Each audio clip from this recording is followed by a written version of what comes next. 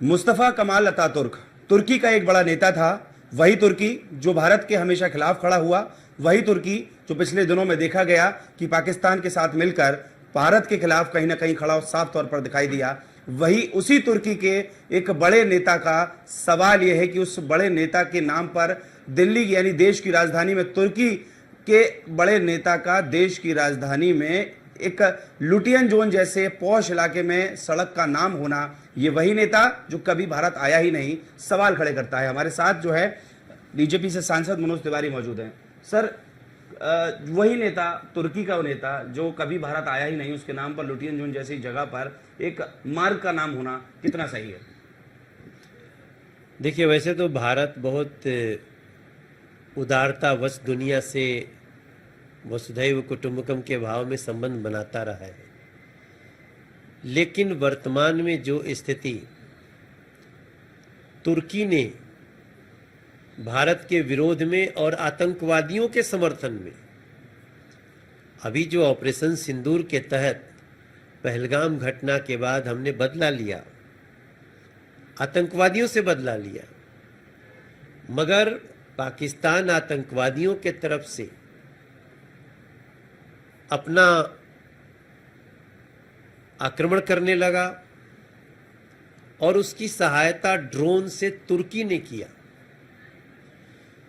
ये वही तुर्की है जहां अभी थोड़े दिन पहले एक कुछ हादसा हुआ तो सबसे पहले सहायता पहुंचाने वाला भारत रहा, नरेंद्र मोदी की सरकार रही।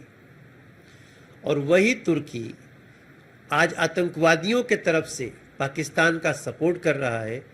इसलिए तुर्की के बाइकआउट का समय आ गया है। रही बात जो आपने जानकारी दी मुस्तफ़ा कमाल अतातुर्क, निश्चित रूप से ये सड़क है। हम अभी तक जो जानकारी ले पाए हैं, कांग्रेस के शासनकाल में इस रोड का नाम एक तुर्की के नेता के नाम पे रखा गया। तो जिस प्रकार से अब पूरा देश तुर्की के बाइकआउट में है, निश्चित रूप से ऐसे रोड का नाम तुरंत ही इसको चेंज कर देना चाहिए। क्या लगता है कि कांग्रेस ने उस वक्त जिस सड़क का मार्गों का नाम रखा, तमाम आक्रांताओं के नाम पर मार्ग पर नाम रखा, क्या लगता है कि क्या? देखिए, ये गलती तो हुई है।